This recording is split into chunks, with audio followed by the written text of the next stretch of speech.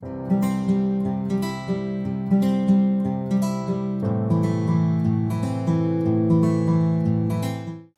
大家好，歡迎嚟到黎生頻道嘅黎生帶你睇房節目。我係 Charlie， 你亦都係叫我黎生。今次帶大家睇個 townhouse， 係冇管理費嘅 townhouse， 亦即係所謂嘅 freehold townhouse。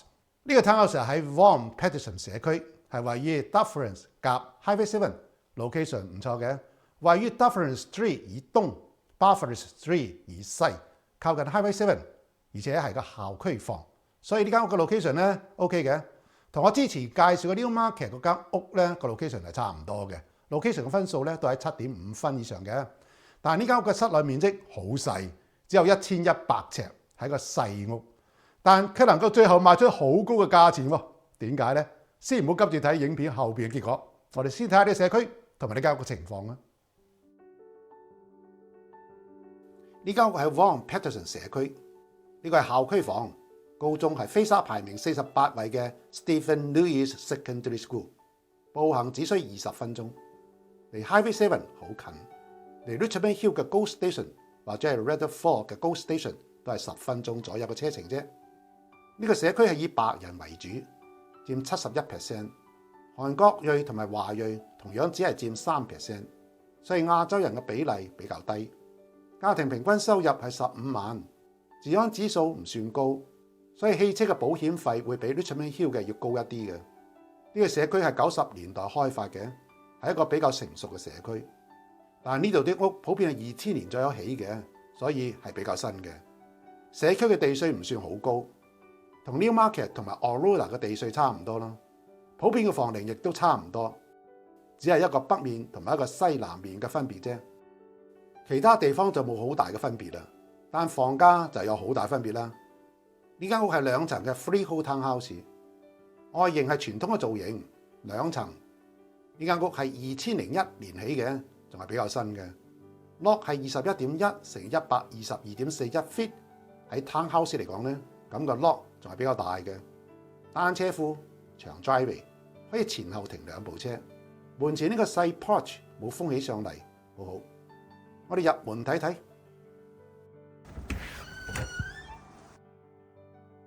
入門後嘅第一個感覺係有啲開揚嘅，但一條比較窄嘅巷直通廚房嘅正面，呢種 layout 唔算好。大門係單線門一般 ，powder room 喺大門嘅旁邊，地面嘅地磚係新鋪無耐嘅，有窗明亮，鏡係新換嘅 ，powder room 係新裝修無耐嘅。大門前嘅地磚同 powder room 嘅地磚係同一批次嘅材料，入邊鋪嘅實木地板係 maple 唔係 oak， 地板一直鋪到廚房，睇起上嚟好靚，但係有問題嘅，等陣再講。先睇呢個門入邊係乜嘢？原來係個車庫，呢個車庫入邊仲係比較寬敞同埋明亮嘅，做得 ceiling， 但係冇做 insulation。不過唔緊要啦，townhouse 兩邊都有屋，唔需要特別做保暖。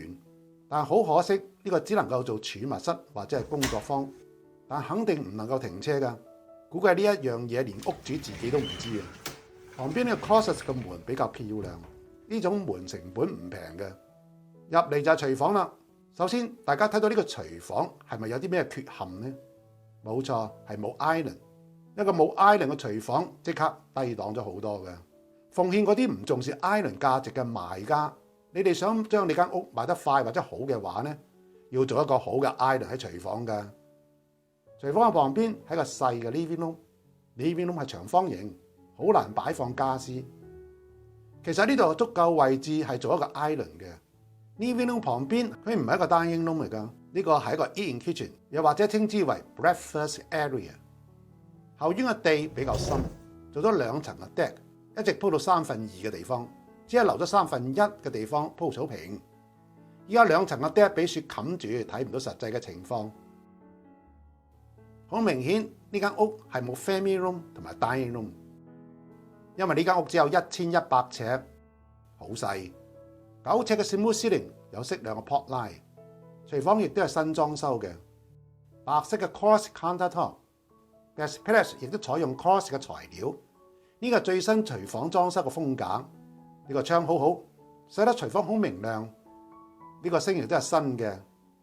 壓縮版嘅櫥櫃冇延遲嘅門鉸，呢種櫥櫃喺新嘅時候係比較靚嘅，但係唔襟舊，亦都唔襟睇。抽油煙機嘅牌子係方太，亦都唔係咩好牌子。爐頭係新嘅，睇唔到咩牌子，估計亦都唔係咩高檔牌子。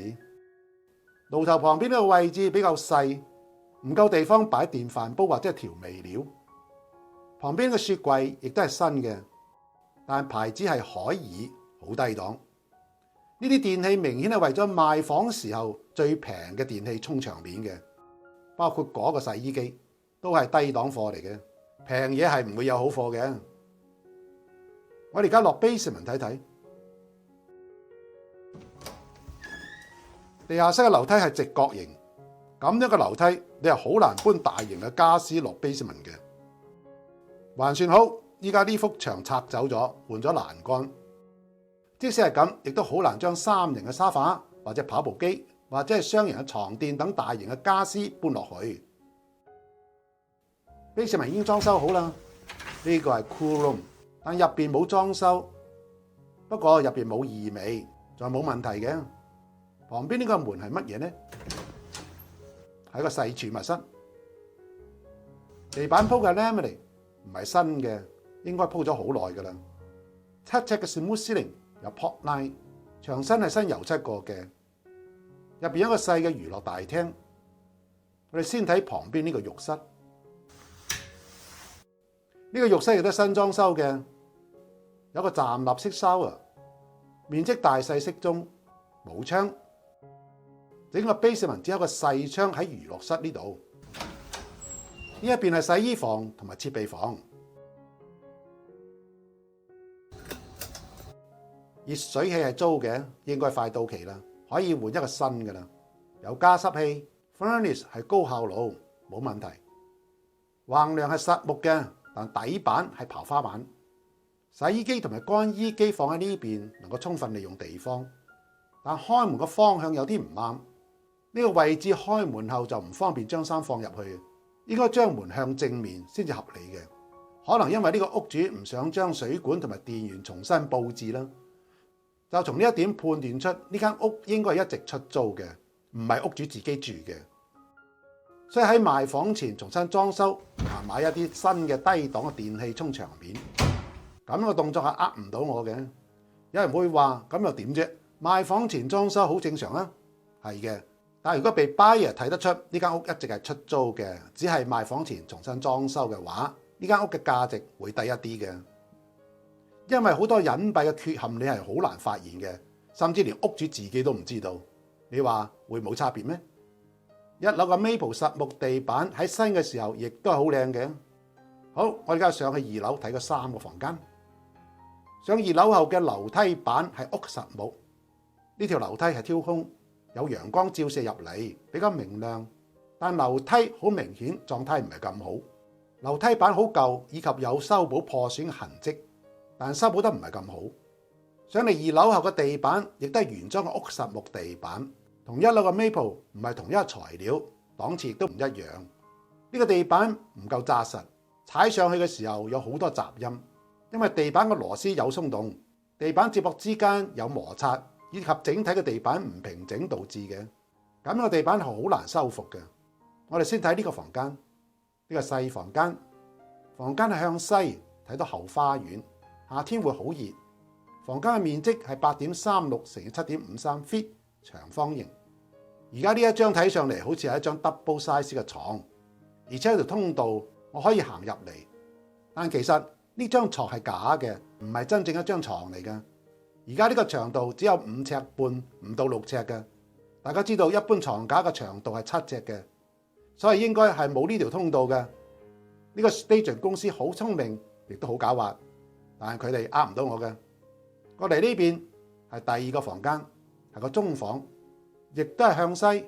後院冇樹木擋太陽，正所謂冬冷夏熱。冬天刮西北風嘅時候咧，呢個房間會好凍嘅。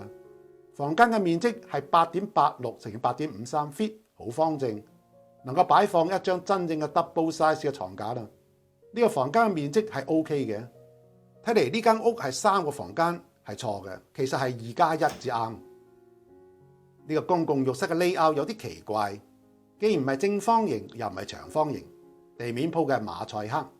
而家好少人喺浴室入邊鋪呢種地磚嘅，呢個唔係新鋪嘅，有啲破損啊，但係亦都唔係原裝嘅。呢個 vanity 同埋 sink 係新換嘅，鏡亦都係新換嘅，馬桶係原裝嘅，浴缸係新換嘅，牆身嘅瓷磚亦都係新鋪嘅。但鋪呢種瓷磚係唔好嘅做法，呢種瓷磚以後好難清洗。裏邊呢度係個毛巾櫃，怪唔得呢個浴室嘅 layout 有啲怪啦。呢個浴室部分係新裝修，但係屋主冇將地氈一起更換，係失策咗噶啦。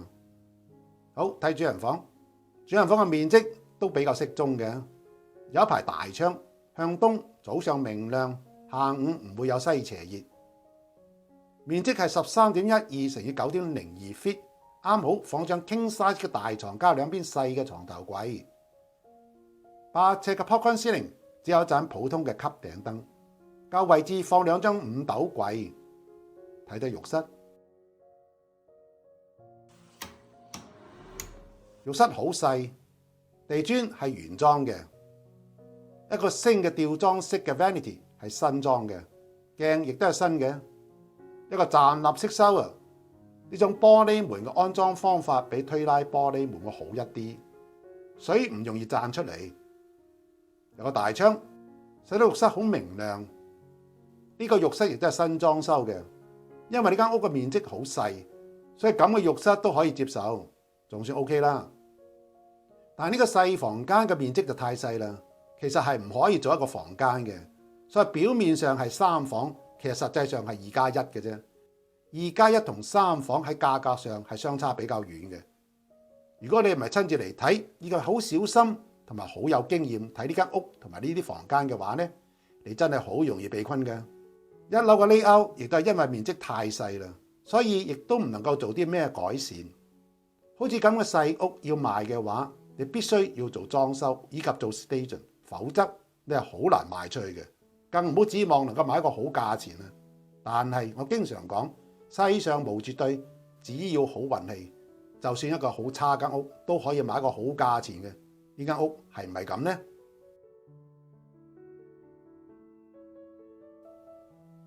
最後我同大家匯報下呢間屋嘅售賣情況。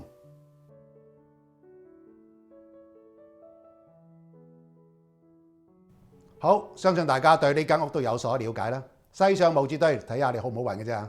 嗱，我代表 buyer 落 offer 賣呢間屋。一開始呢個 seller 叫價788000，要搶 offer 啊！我同客人講唔好去搶。嗱，果不其然咧，係賣唔出去嘅。原來呢個 seller 期望值咧係989000，咁啊實際上呢個市場價咧係最多90萬嘅啫。嗱，好明顯咧係呢個 seller 好有進取心啦，係咪？所以喺市場上掛咗差唔多成個月啦，都賣唔出去啊。咁喺3月頭咧，我哋俾咗一個 offer 俾佢哋啊。經過我哋雙方經紀嘅來來回回嘅談判啊，最後對方仲係唔接受我哋嘅 offer 嘅。嗱，我就唔喺度講我個 offer 出幾多錢啦嚇。反正咧，我頭先講咗市場價就係最多90萬嘅啫。咁後來咧，我哋去買咗另一間屋啦嚇。嗱，我想問下大家嘅意見，如果你覺得呢間屋係值899000以下嘅，喺留言區打個1字啦。如果你認為價值係90萬以上嘅，打個2字啦。嗱，呢間屋掛咗將近50日後，終於賣出啦喎！賣咗幾多錢咧？係944000。所以咧，我話世上無絕對啦，就睇下咩好唔好運嘅啫嚇。嗱，呢個 seller 個運氣終於到啦。咁我查咗一下，呢個咁傻嘅 buyer 係咩人咧？啊，原來呢個 buyer agent 咧係我識嘅。然後我就打個電話問佢到底係咩回事啦嚇。結果都俾我估中咗㗎啦。原來咧係我唔喺度講啦。嗱，加入我個會員啦，我會講俾你聽嘅。總之恭喜呢個 seller 啊，臭豬頭遇咗蒙蔽菩薩啊！嗱，唔好以為係你 listing agent 嘅本事啊！嗱，呢個只係 seller 好運氣嘅咋。如果 seller 係有宗教信仰嘅話咧，我建議你即刻去還神啦。嗱，呢個時候咧，有人會話：嗱，你睇下喺中介幾冇良心啦！嗱，專門呃人嘅。嗱，等人哋賣貴咗屋啦嚇。嗱，咪住先等等。嗱，雖然我冇講出原因啦，但我可以講俾大家聽，呢個唔係 buyer agent 嘅問題。其實係嗰個 buyer 佢自己嘅問題，唔需要別人造成㗎。總之，我係恭喜呢個 seller 賣出呢個好價錢啦，我係真心為你高興嘅。嗱，咁樣呢個市場先至唔至於崩潰噶嘛。有時候我經常反省自己，我經常幫 buyer 客人大幅度咁去斬價，係咪間接咁樣導致依家房價下降得咁犀利嘅主要原因之一呢？ Anyway， 但係我嘅 slogan 仍然冇變，就係幫你間屋低價買入，高價賣出，係我最高嘅追求。好，呢次黎生帶你睇房節目就先到此為止。聯繫我啦，喺我影片好多地方都能夠揾到我嘅聯繫方式嘅。多謝大家，我哋下一集見，拜拜。